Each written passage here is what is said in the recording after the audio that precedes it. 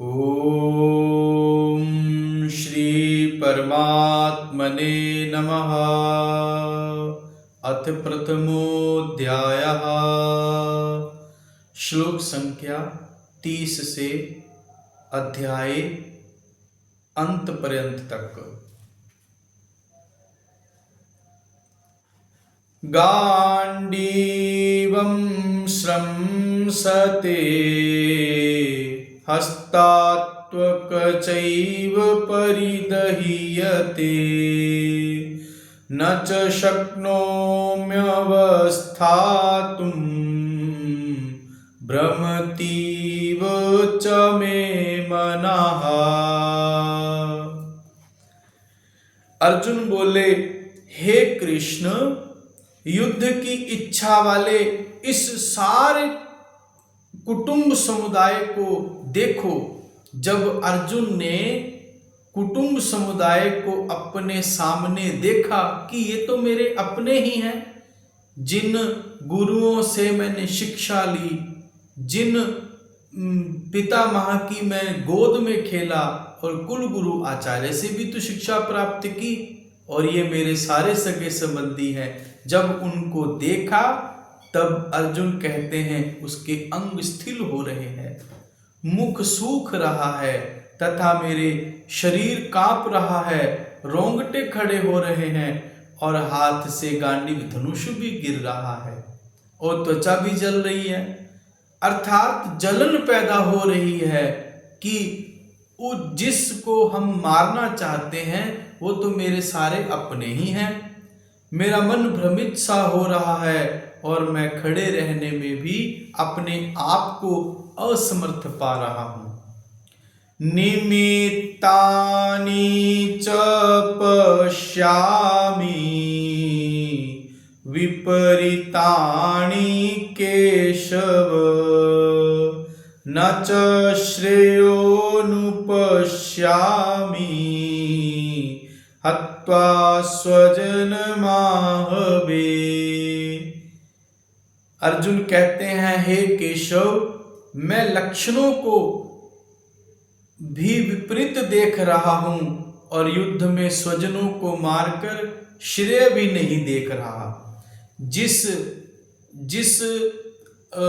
संपत्ति के लिए वे आपस में झगड़ रहे हैं, इतनी महाभारत हो रही है और वे आज कह रहे हैं कि मैं शकुनों को विपरीत देख रहा हूं और स्वजनों को मारकर मुझे कोई लाभ भी नहीं दिखाई दे रहा।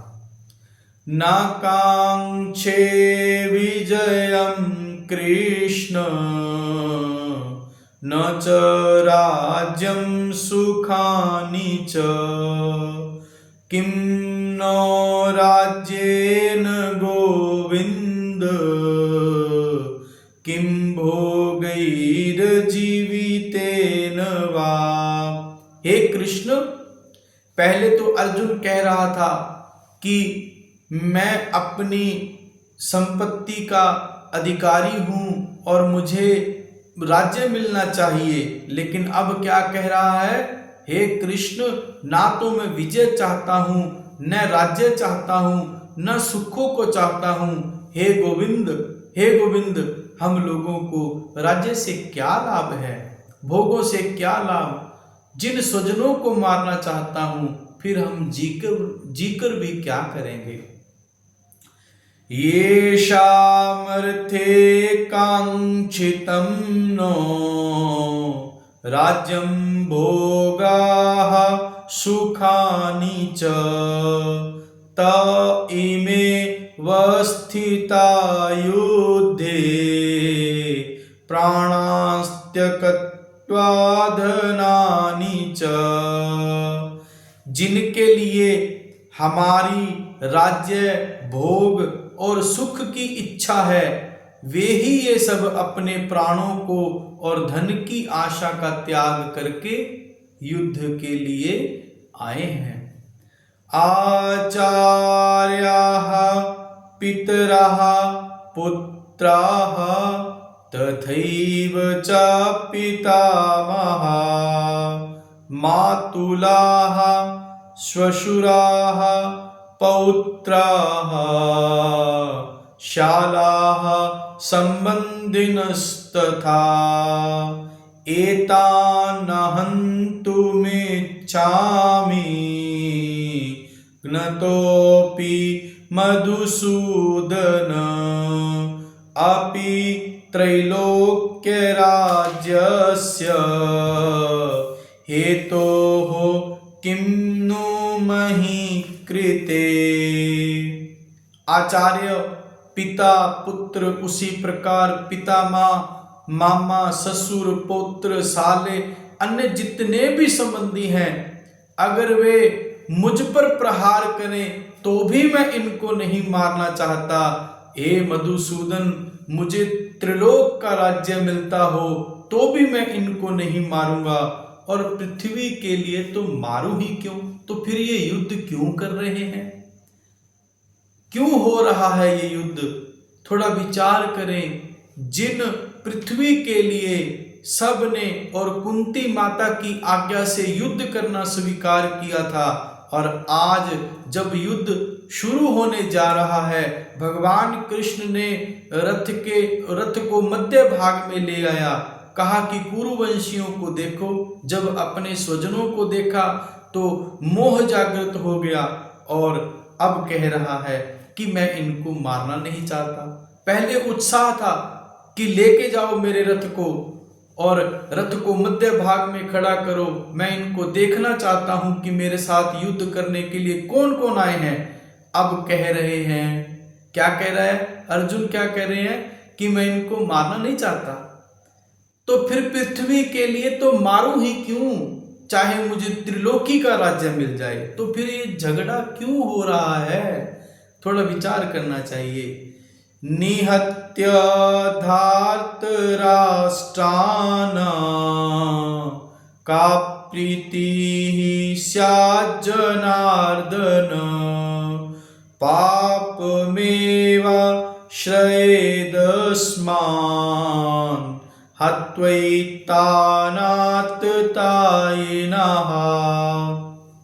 हे भगवान श्री कृष्ण, इन धार्तराष्ट्र जो धृतराष्ट्र के जो संबंधी हैं, उनको मारकर हमें क्या प्रसन्नता होगी। इन आतताइयों को मारने से तो हमें पाप ही लगेगा। तस्मान्नार्हा वयं हन्तुं धार्तराष्ट्रान् स्वबान्धवान् स्वजनं हि कथं हत्वा सुखिनः श्याम माधव। इसलिए अपने बांधव इन धृतराष्ट्र संबंधियों को मारने के लिए हम योग्य नहीं हैं, क्योंकि हे माधव, अपने कुटुंबियों को मारकर हम कैसे सुखी हो सकते हैं। यद्यपि ते न पश्यन्ति लोभोपहत चेतसः कुलक्षय कृतं दोषं मित्रद्रोहे च पातकं कथं न गेयमस्माभिः पापादस्मान्निवर्तितुं कुलक्षय कृतं दोषं प्रपश्यद्भिर्जनार्दन।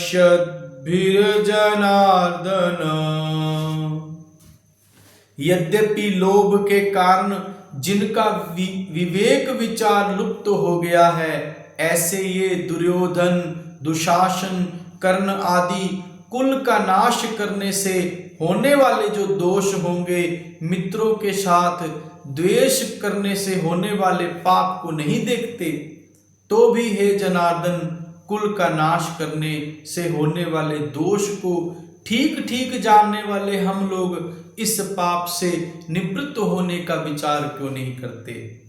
कहने का तात्पर्य क्या है कि जो दुर्योधन आदि के मन में जो कुटिल बुद्धि है, और जो इस युद्ध के लिए तैयार हो गए हैं। जो दोष लगेगा, मित्रों का लगेगा, सगे संबंधियों का लगेगा, क्योंकि वो मारे जाएंगे। तो वो अर्जुन कहता है कि अगर कुल का नाश होगा तो उसका दोष भी लगेगा, दोष होगा तो पाप तो स्वाभाविक ही है। तो उस पाप से हम तो जानने वाले हैं, दुर्योधन आदि की तो कुटिल बुद्धि है, वो तो जानता ही नहीं, क्योंकि उसके मन में तो एक ही विचार है कि हम लोग वो दुर्योधन आदि के विचार यह है कि वे हमें मार दे। लेकिन जो पाप लगेगा, हम तो उनके जानकार हैं, ठीक ठीक जानकार हैं, तो हम उस पाप से निवृत्त क्यों नहीं हो जाते। कुल क्षय प्रणश्यन्ति कुल धर्माः सनातनाः धर्मे नष्टे कुलं कृष्ण मधर्मो भी भवत्युत। कुल का क्षय होने पर सदा से चलते आए कुल धर्म नष्ट हो जाते हैं, और धर्म का नाश होने पर बचे हुए संपूर्ण कुल को अधर्म दबा लेता है। अधर्माभिभवात् कृष्ण प्रदुष्यन्ति कुलस्त्रियाः स्त्रीषु दुष्टासु वार्ष्णेय जायते वर्णशंकराः। हे कृष्ण, अधर्म के अधिक बढ़ जाने से कुल की स्त्रियां दूषित हो जाती हैं। हे वार्ष्णेय, स्त्रियों के दूषित होने पर वर्ण संकर पैदा हो जाते हैं। संकरो नरकायैव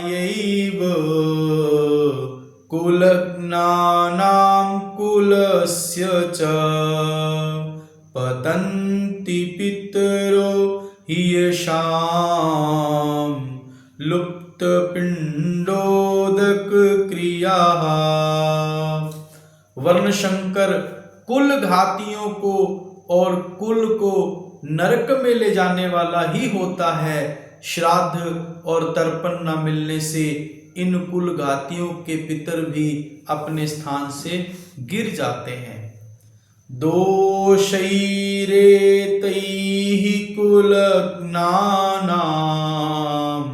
वर्ण संकर कारकैः उच्चाद्यन्ते जाति धर्माः कुल धर्माश्च शाश्वताः। इन वर्ण संकर पैदा करने वाले दोषों से कुल घातियों के सदा से चलते आए कुल धर्म और जाति धर्म नष्ट हो जाते हैं। उत्सन्न कुल धर्मानां मनुष्याणां जनार्दन नरके नियतं वासो भवतीत्यनुशुश्रुम। हे कृष्ण, जिनके कुल धर्म नष्ट हो जाते हैं उन मनुष्यों का तो बहुत काल तक नरकों में वास हो जाता है, ऐसा हम सुनते आए हैं। अहो बत महत् पापम कर्तुम व्यवसिता वयम यद्राज्य सुख लोभेन हन्तुम स्वजनमुद्यताः। यह बड़े आश्चर्य और खेद की बात है कि हम लोग बड़ा भारी पाप करने का निश्चय कर बैठे हैं। क्यों? पहले दिखाई नहीं देता था अर्जुन को कि जब उस पृथ्वी के लिए जब लड़ाई हो रही है, आज युद्ध हो रहा है, और आज यह कह रहे हैं कि हमने बहुत बड़ा भारी पाप करने का निश्चय कर लिया है। युद्ध कोई साधारण बात नहीं है, जो कि राज्य और सुख के लोभ से अपने स्वजनों को मारने के लिए हम तैयार हो गए हैं।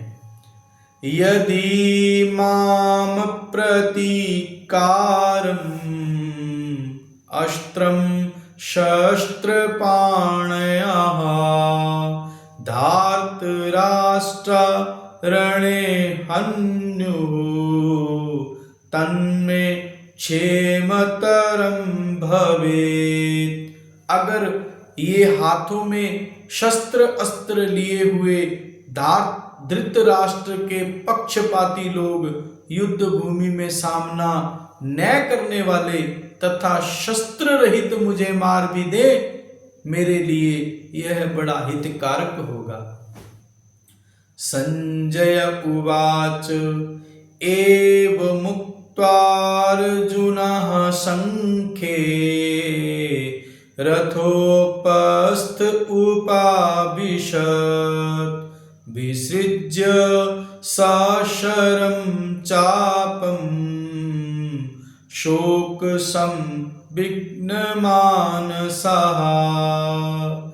संजय कहते हैं, ऐसा कहकर शोकाकुल मन वाले अर्जुन बाण सहित धनुष का त्याग करके युद्ध भूमि में रथ के मध्य भाग में ही बैठ गए। ओम तत्सदिति। श्रीमद्भगवत गीतासूपनिषत्सु ब्रह्म विद्यायां योग शास्त्रे श्री कृष्णार्जुन संवादे अर्जुन विषाद योगो नाम प्रथमोऽध्यायः। हरे कृष्णा।